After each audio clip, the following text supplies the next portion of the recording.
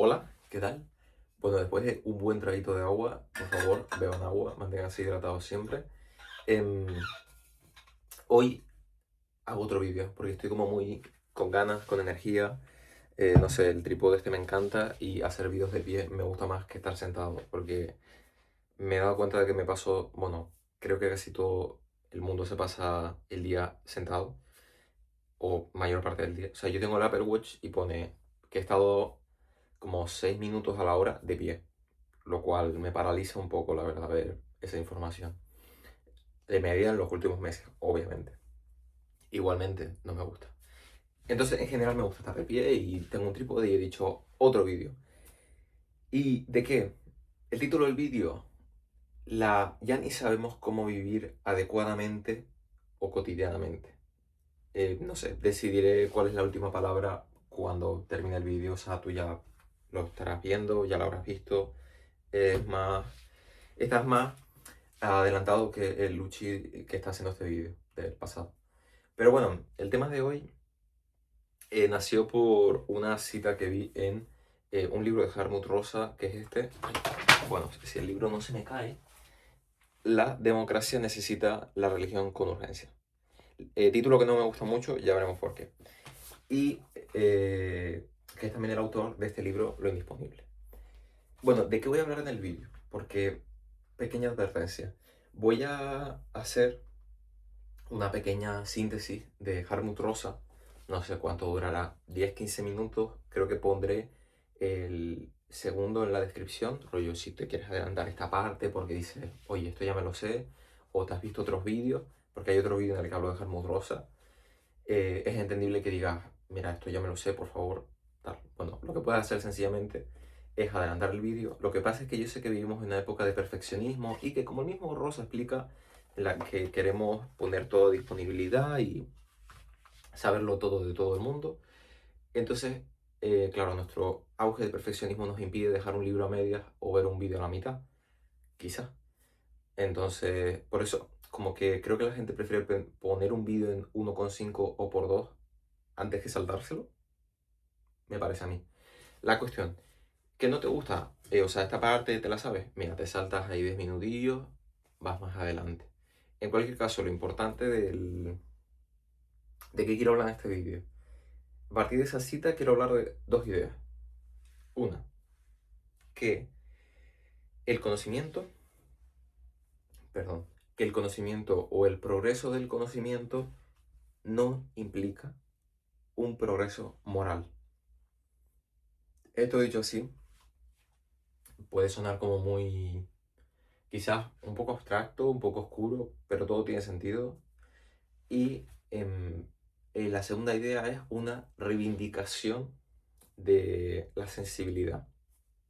La sensibilidad en todos los aspectos de la palabra, es decir, lo sensible en cuanto a nuestra facultad sensitiva de sentir el tacto, el oído, el gusto, lo que me place, lo que me displace, lo que no me gusta, en ese sentido, y también el sentido de emocional, ¿no? De ser sensible a las cosas, de ser receptivo, de estar abierto. Esas son más o menos las dos ideas de este vídeo y las que quiero explicar a partir de una cita de Rosa. Pero antes de la cita de Rosa, que bueno, pondré eso, el minuto, voy a explicar un poco quién es Harmut Rosa, porque claro, los vídeos son autoconclusivos y eso, no quiero que o sea, como este vídeo no es, por ejemplo, como el vídeo de Kant, parte uno parte 2 vamos a explicar Kant, o si hiciera un vídeo de la ética de Spinoza, venga, parte uno Spinoza, hablamos de esto, parte 2 tal, que ahí se entiende que deberías verte el primer vídeo, el segundo, el tercero, si no sabes nada sobre todo. Me refiero, ¿no? Si te sabes algo y dices vas a apoyar el 2, ya está. Pero en general, como mis vídeos suelen ser hablando de temas un poco que me surgen de la cabeza y tal, suelen ser autoconclusivos y no me gustaría que dependiera que vieras un vídeo que al igual ni te interesa o ni te apetece para entender este. Porque tú has venido a ver este vídeo. Y si ya sabes algo, pues mira, mejor. Y si no lo sabes, pues estaría bien que supieras de qué va. En fin, la cuestión. Voy a empezar con quién es Harmut Rosa. Harmut Rosa es un filósofo sociólogo. Lo cual es interesante porque, claro, sociólogo, ¿no? Como que tiene una conexión con la realidad. No se puede ir por reflexiones muy especulativas, creo. Entonces es un tipo interesante y yo lo conocí pues por eso, por este libro, Lo Indisponible. Ensayo, por cierto, muy interesante, yo lo recomiendo, darle un intento. Me parece que el tío, sinceramente, se explica muy bien, o sea, menciona a varias personas de la historia de la filosofía, menciona a sociólogos, pero sinceramente me parece que dentro de lo que cabe se explica bastante bien.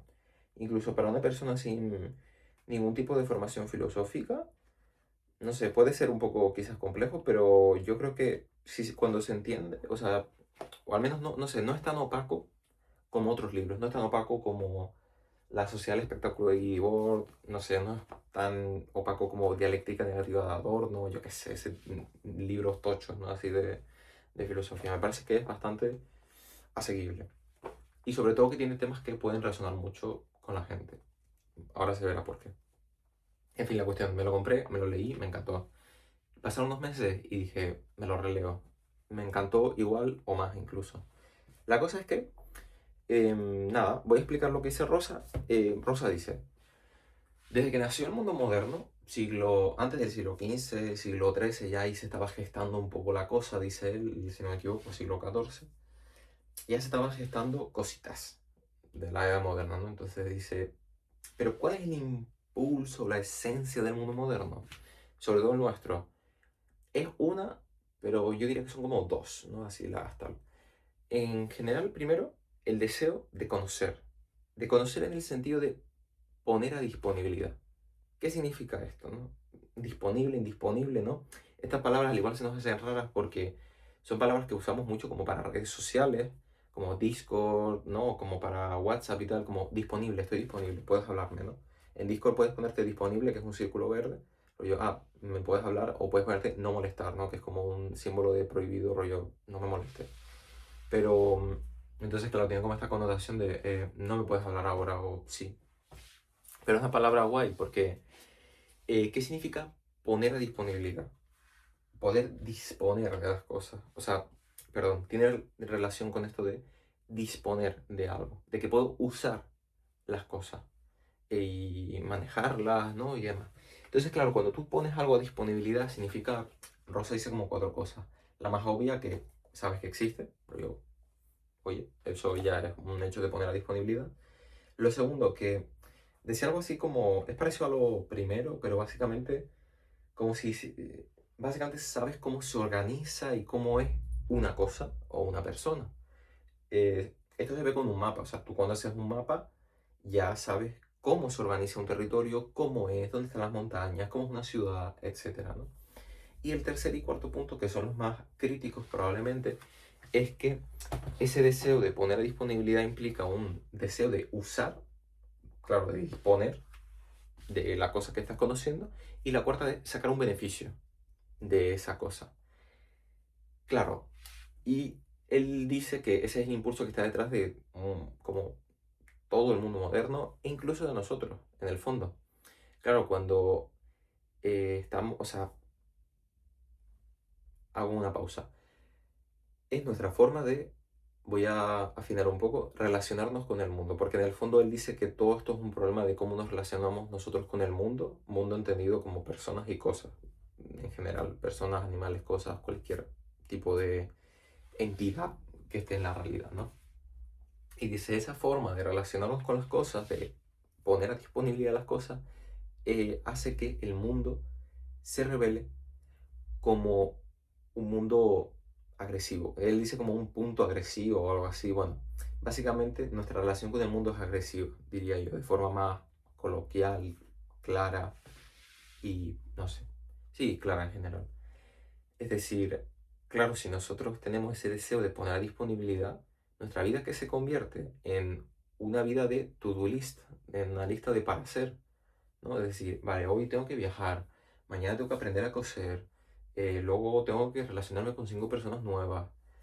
Todo eso en el fondo hace que nuestra relación con las cosas, con el mundo, con las personas, sea completamente utilitaria y completamente cínica en el fondo. Es decir, intentas forzar las cosas. ¿Cuál es el resultado? Que cuanto más intentas poner a disponibilidad, más indisponible se te hace el mundo. El mundo se te hace más frío, más mudo. Bueno, más mudo no, se te hace frío, mudo y sobre todo sin sentido.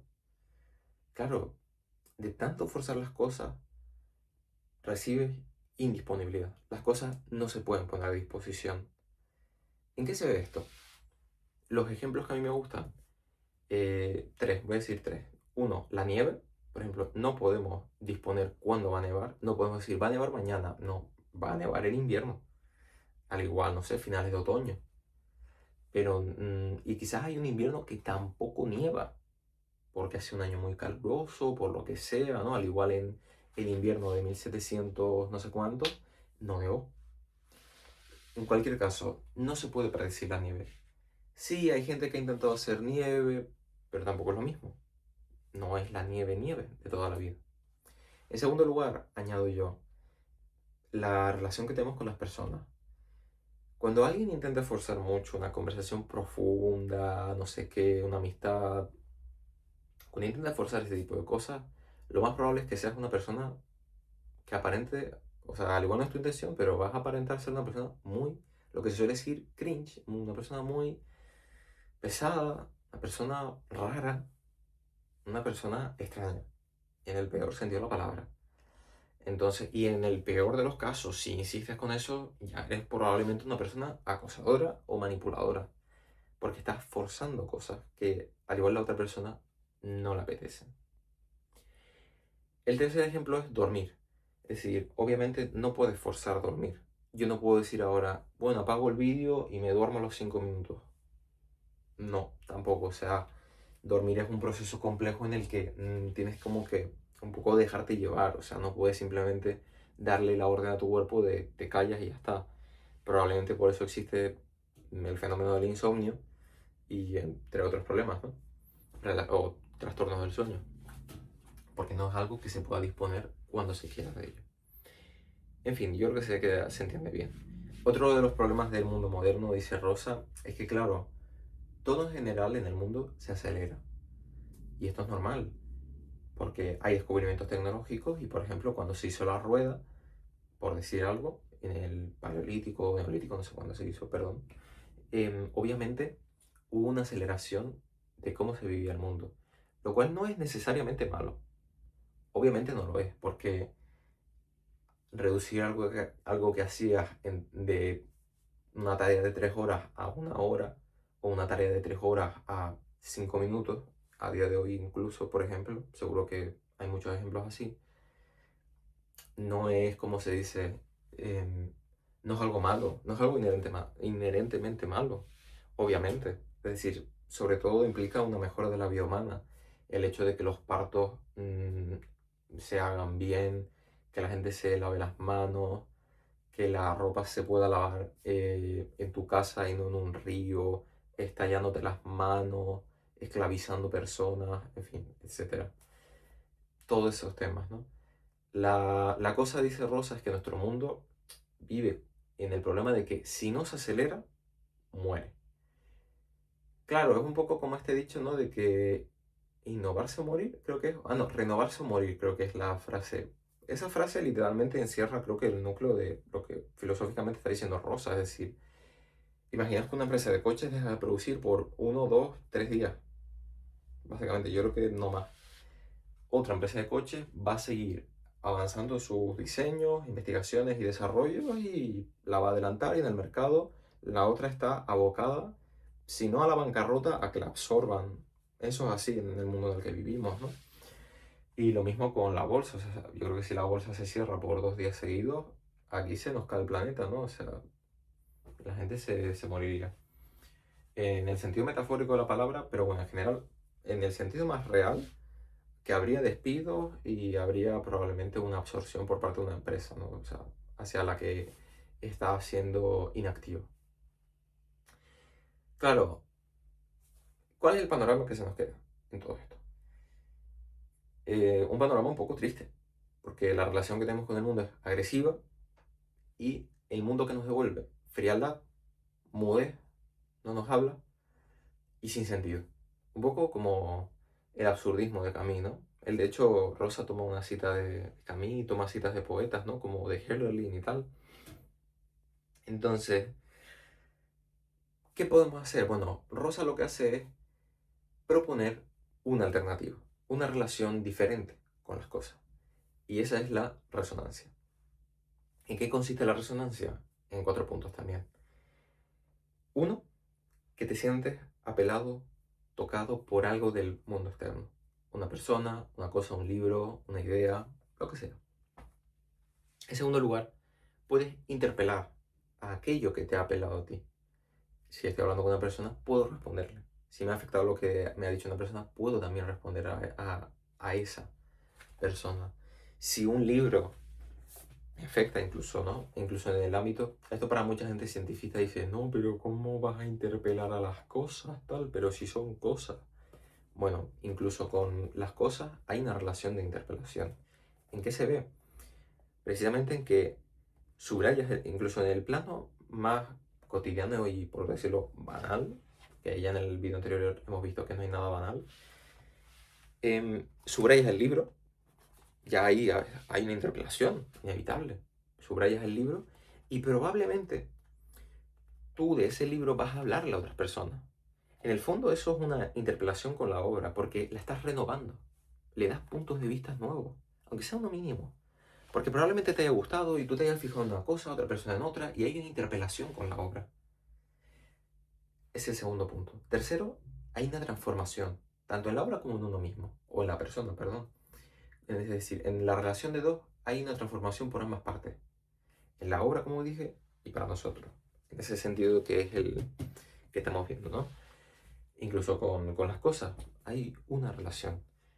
Y la cuarta es que esta relación es completamente indisponible, lo cual es bastante duro.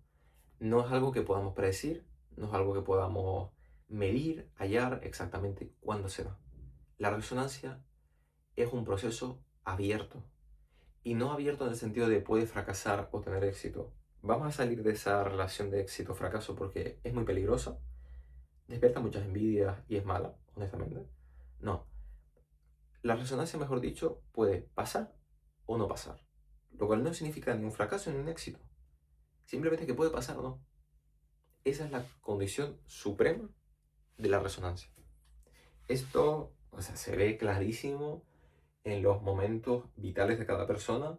Nadie pudo predecir, al igual, vamos a decir, alguien tuvo un cambio, una transformación cuando vio algo en el suelo, habló con alguien que se reencontró con esa persona después de muchos años, o incluso con algo muy tonto. No, no se puede, muy tonto no en un mal sentido, sino con algo muy cercano, muy próximo, ¿no? Con, por ejemplo, ver un objeto que perteneció a tu abuelo o lo que sea, que es un hecho como muy cotidiano, ¿no? Como tú coges el objeto y lo ves.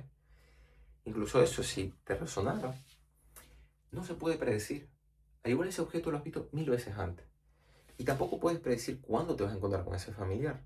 Al igual incluso la primera vez que te encuentras con ese familiar de hace mucho tiempo, no surge la conversación pues, porque hay prisa, porque la otra persona está cansada, da igual. Puede pasar o no. Y no pasa nada, está perfecto. Es parte de la resonancia. Ese es el tema principal o sea, de todas las ideas de Rosa. Insisto, el ensayo de verdad a mí me gustó mucho. De hecho, la portada es una referencia a la nieve por eso mismo, porque lo explica al principio.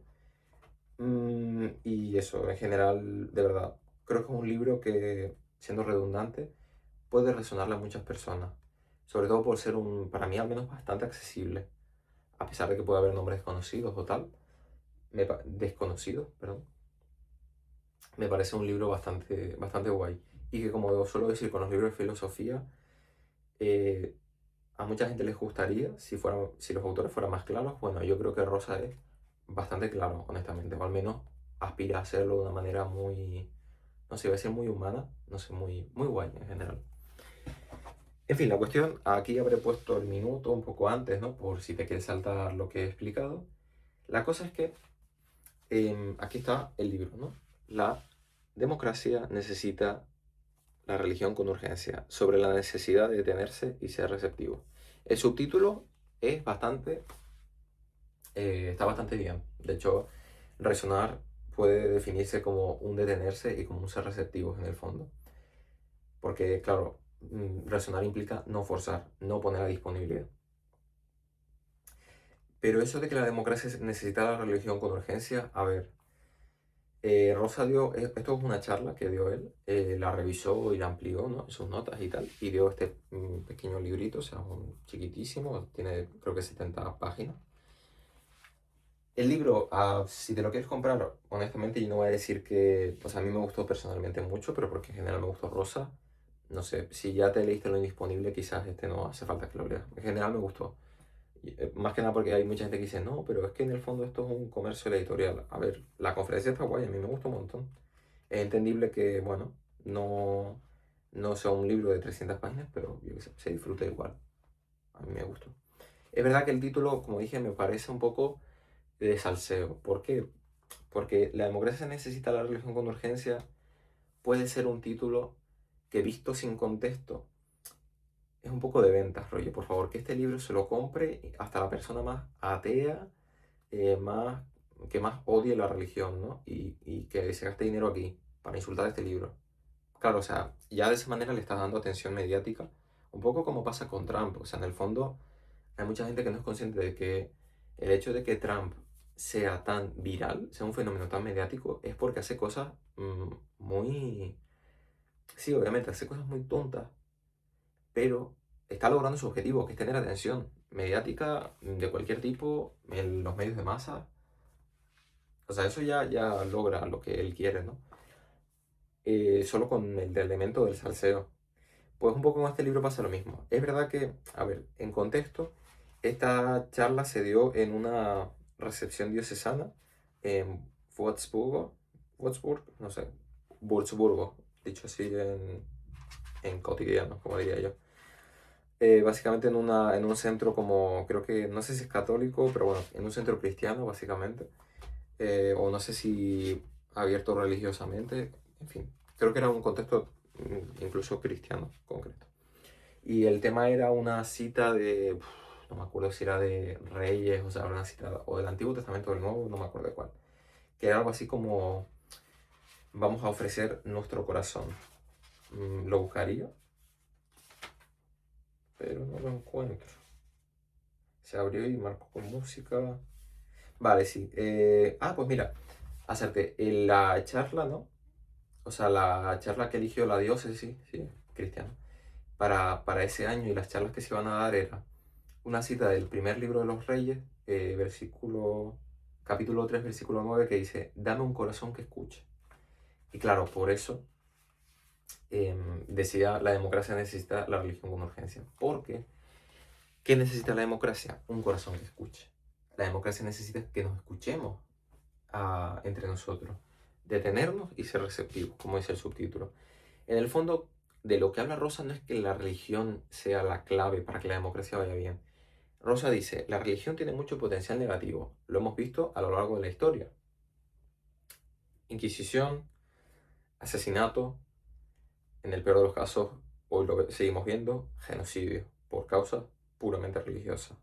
O si queremos no faltarle el respeto a la religión, podemos decir idólatras, pero bueno, ese es el potencial plenamente negativo de la religión, que incluso hoy se mantiene vivo, obviamente por lo que he dicho, por el genocidio que se está dando en Palestina, obviamente es por causas puramente religiosas y, en fin, totalmente atroces, crueles y miserables.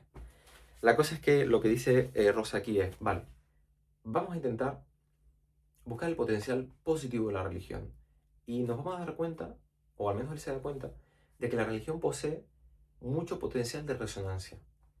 Los rituales, la forma de ser y tal, nos remiten mucho siempre a escuchar al otro, a escucharnos a nosotros mismos, o incluso, ¿no? Ese momento del incienso en una iglesia, ese momento de detenerse, de parar, de intentar escuchar al otro, el amor al prójimo, todo eso son elementos muy de resonancia. Una relación que no es de disponibilidad, sino de resonancia. Y que, como dije, pues son muy positivos. De eso va el libro. Pero Llegamos al punto del vídeo, minuto 25. Me ha costado, 25 minutos. Pero bueno. El punto del vídeo, y aquí empieza, es que hay una cita famosa. No, famosa, no es famosa. La cita no es famosa. Es una cita que a mí me gusta, mejor dicho. Y por la cual hago este vídeo. Que ahora no encuentro, es gracioso. Que me gustó mucho y me dio el tema de hacer este vídeo. Y es, básicamente, después de todo esto que hemos hablado, Rosa aquí habla de un tema que es el que quiero hablar. El conocimiento no conlleva progreso moral. Y ahora veremos por qué. Vale.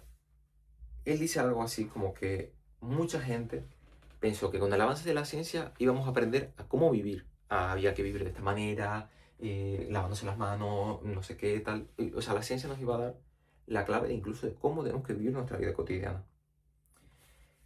¿Qué pasa? Que cuanto más aumenta la ciencia, dice Rosa, contradictoriamente se da incluso más inseguridad. Y voy a leer la cita, que me gusta mucho. También es interesante que este desarrollo aumente, el desarrollo de la ciencia, aumente la incertidumbre en lugar de disminuirla. Hago pausa, pensemos en la ilustración. El lema de la ilustración es: pongamos luces para quitar la ignorancia y la oscuridad, por tanto, para quitar la incertidumbre. Y dice, en lugar de disminuirla, especialmente la interfaz entre... A ver, en lugar de disminuirla, especialmente la interfaz entre el conocimiento científico y nuestra forma de vida, ¿no? Es decir, o sea, que nos enseña un poco cómo vivir, pero no lo ha aumentado esa incertidumbre. Por ejemplo, nunca ha habido tanta incertidumbre sobre qué, cuándo y cómo comer o no comer. O pensemos en la locura que rodea la cuestión de las intolerancias alimentarias. Es realmente absurdo. Hoy en día sabemos mucho sobre la relación entre la alimentación y el cuerpo, pero ya no sabemos qué debemos comer. Por ejemplo, siempre había creído que una dieta rica en grasas engordaba, pero recientemente he leído que este tipo de dieta es buena, incluso si se quiere perder peso, y el azúcar no provoca diabetes. Obviamente lo que está hablando es de la dieta keto, ¿no? La famosa ahora que en las dietas hay grasas saludables, ¿no? Y tal. Independientemente de la teoría que elijas, de la dieta que elijas, básicamente, keto, no sé, microbiota, yo qué sé, cualquier tipo de dieta que exista, lo cierto es que la gente ya no sabe qué debe comer. Si tienes hijos, lo sabes muy bien. Algunos dicen, no puedo comer eso. Otros dicen, no debería comer eso.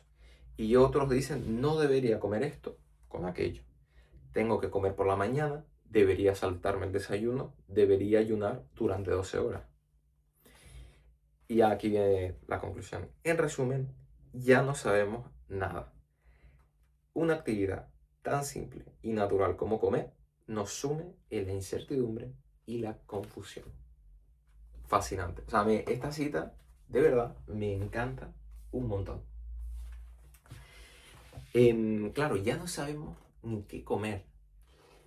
Y esto remite a un tema muy profundo y que es el tema que quiero tratar en este vídeo. Claro, si ya no sabemos ni qué comer, lo que pasa es que, ¿qué nos está diciendo todo esto? Que el progreso del conocimiento no lleva a un progreso ni moral, ahora veremos por qué, ni a un progreso de cómo vivir nuestra vida cotidiana. De hecho, nos lleva a vivir de forma más paralizante, porque también conocemos como todos los efectos negativos, ¿no? De las cosas, ¿no? Es porque él hablaba como de, en el caso de, en el caso de los partos de las mujeres, también todo el conocimiento de día de hoy no disminuye el miedo al parto, sino que lo aumenta. Porque aumenta ese miedo porque, claro, sabes todas las variantes negativas, no solo las positivas, sino las variantes negativas. Y yo creo que somos seres que creo que un poco biológicamente estamos preparados para atender a lo negativo porque es nuestra forma de sobrevivir, pero sobre todo culturalmente la negatividad se refuerza sobre lo positivo.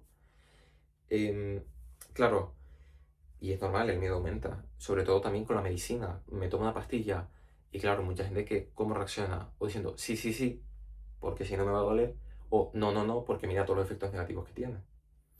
Incertidumbre.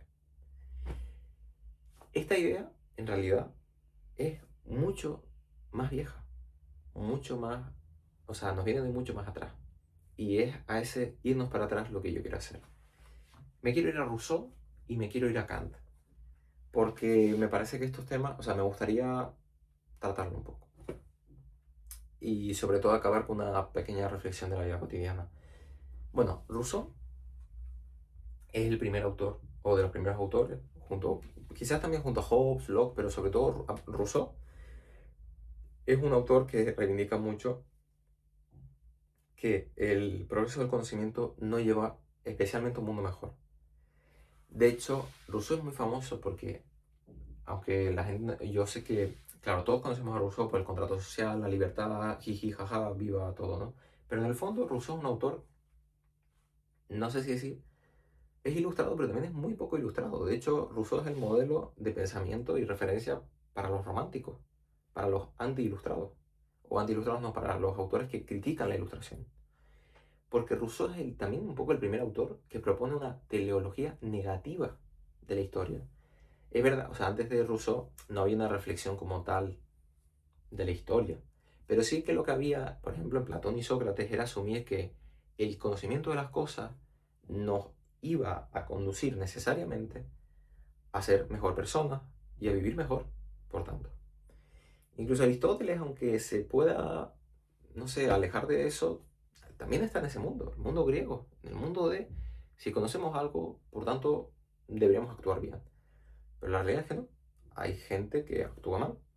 Los nazis podrían ser muy culturetas, les gustaba ir a la ópera, vestían con un estilo muy concreto y sin embargo eran personas completamente miserables. Es decir, actuaban como actuaron e hicieron lo que hicieron. La cosa es que Rousseau, por tanto, es el primer autor que propone una teleología negativa, es decir, la dirección que sigue la historia, el futuro, hacia dónde van las cosas, no es algo positivo sino negativo. Cuanta más civilización, más cadena. Él dice algo así. Es que esta cita famosa, no me acuerdo exactamente cómo es, pero es como, eh, sé cómo es el final de la frase, es algo así como, por todas partes se celebra la libertad, creo que es, y sin embargo, esta frase es así, y sin embargo, por todas partes estamos encadenados o algo así. La cuestión para Rousseau es que a medida que avanza la historia, la civilización nos encadena, nos pone trabas, las costumbres, todo. Es decir, lo bueno estaba antes y sin embargo no quiere volver del todo al principio, sino un poco atrás, ¿no? De ahí el contrato social y demás. Lo cual es novedoso lo que dice Rousseau en el fondo, porque no pocas personas hasta ese momento, o sea, nadie, habían pensado sobre que quizás el progreso de la historia no conlleva necesariamente algo bueno. Y sobre todo Kant, yo creo que matiza esto de una manera fascinante.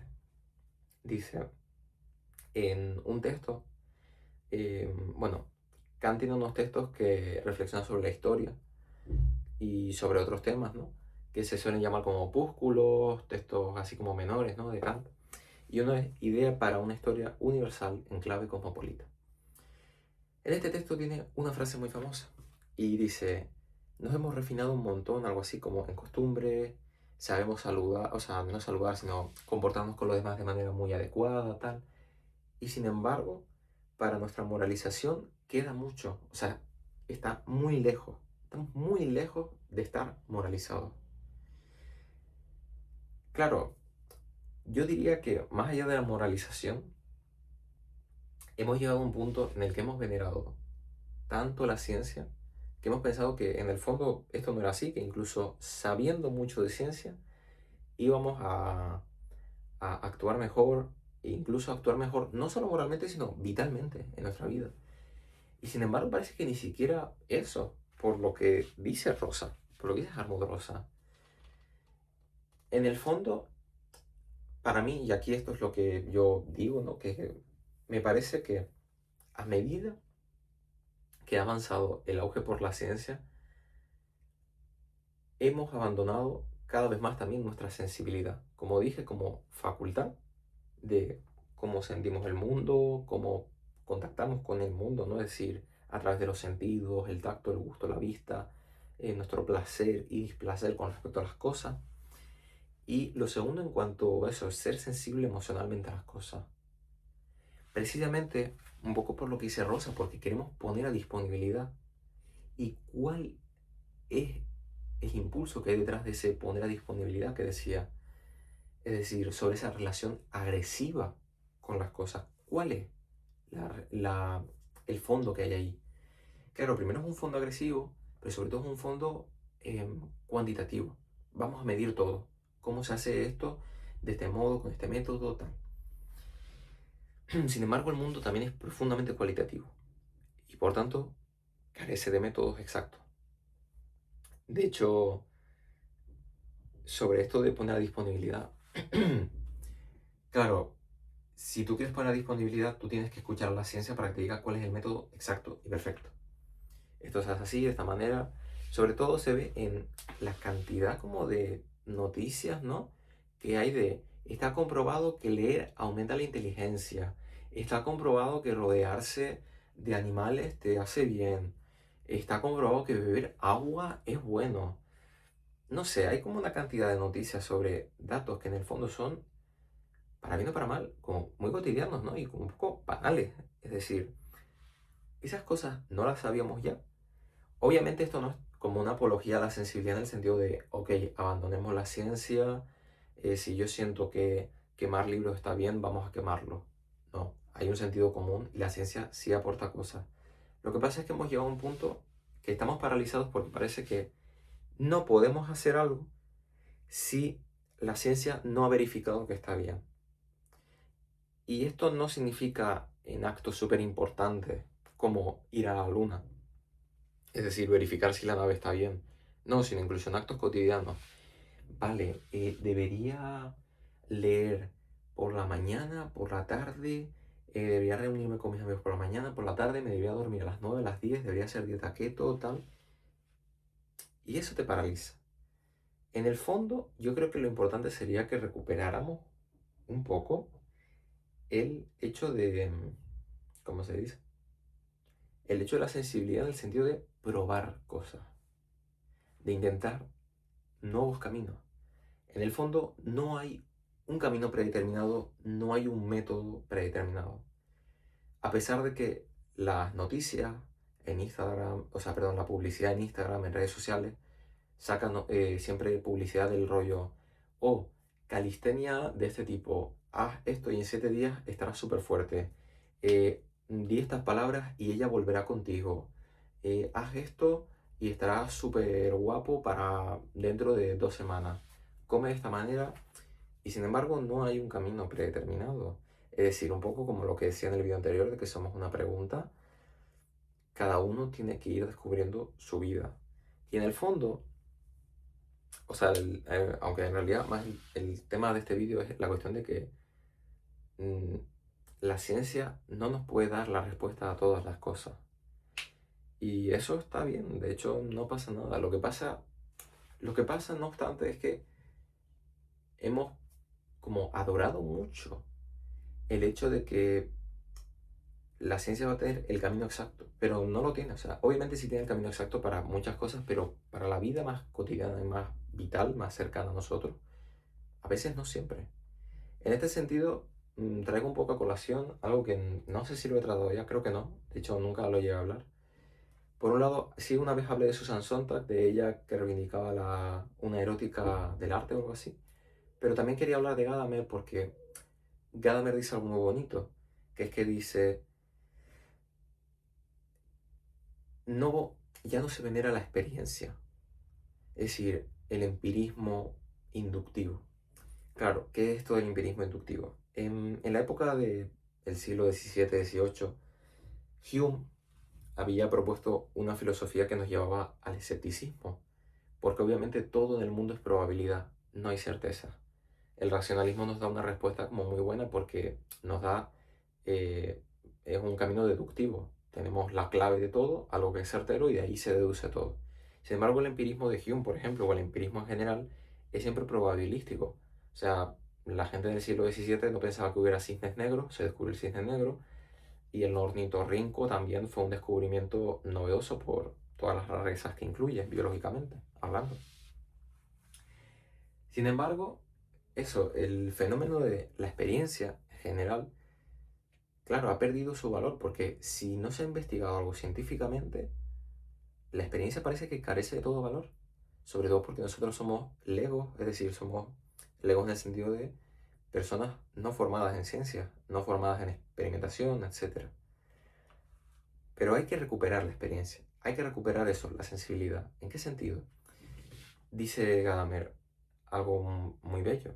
Dice, la persona experimentada, ¿qué significa? No significa que tenga unos dogmas claros, que esté, ¿cómo se dice? Que ya tenga un camino y un método decidido. No.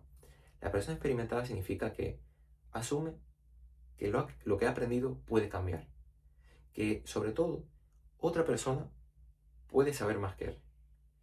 O que otra persona le puede dar, quizás no sepa más que él, pero le dé un dato, una experiencia, un caso nuevo, que le haga, por favor, revisar todo lo que ha aprendido hasta ese momento. Esa es una persona experimentada. Esa es una persona que apela a la experiencia. No tiene un dogma sobre el que va construyendo, sino que va conociendo, tiene una serie de conocimientos, pero si llega otro que le hace reflexionar, debe cambiar las cosas que ¿cómo se dice? Que había aprendido hasta el momento. Y claro, en este sentido, ¿cómo vivir nuestra vida día a día? Bueno, yo creo que básicamente investigando, viviendo las experiencias, viendo las cosas nuevas del mundo.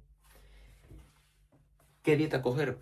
Pues al final la que a ti te sea útil, sobre todo porque también al final es la propia ciencia la que está diciendo que cada cuerpo es un mundo y hay personas a las que les va mejor una cosa, les va mejor otra.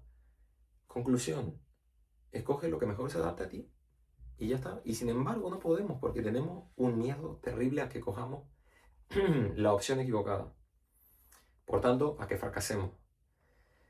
Pero bueno, todo es experimentar en la vida. Lo que pasa es que ahora está, pues eso, el perfeccionismo de que hay que hacerlo todo de una pieza perfecto y a la primera vez. Pero eso no existe. Y eso yo creo que es casi imposible que pase. Más bien lo que deberíamos hacer yo creo que reivindicar la experiencia y sobre todo salir de ¿cómo decir? La dialéctica o el juego entre el fracaso y el éxito, que es un poco lo que comentaba ayer y lo vuelvo a reivindicar ahora también, que es este libro, Elogio de las Virtudes Minúsculas de, creo que es Marina Van Zuylen, creo que es.